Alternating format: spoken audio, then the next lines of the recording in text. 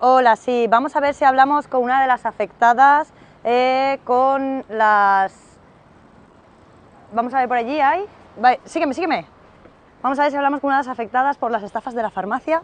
Aquí tenemos una chica que sale de ahí. Hola, ¿qué tal? Hola. ¿Podemos hablar contigo un poquito? Sí, ¿Qué tal? ¿Usted ha sido una de las afectadas?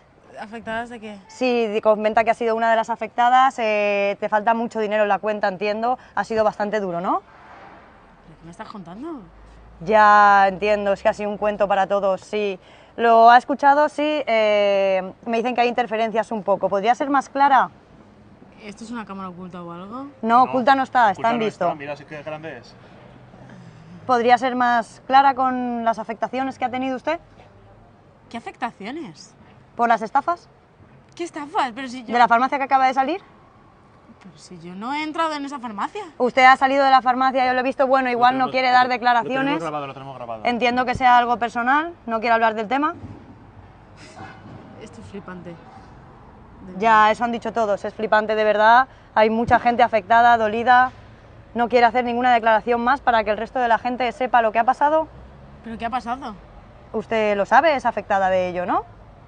No. Bueno, no quiere hablar, no pasa nada.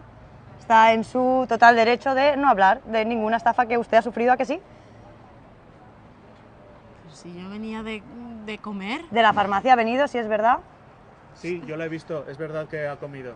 Pastillas. Pastillas. Bueno.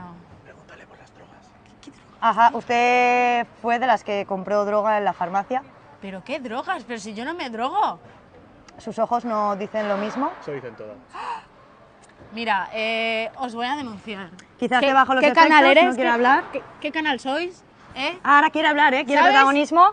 Os Quiere voy- protagonismo, os me voy está a robando denunciar. protagonismo. Usted no entrevista, ¿vale? Somos una fallera TV. Grábale en la cara, grábale en la cara. Las caras, Juan. Las caras, Juan, las caras.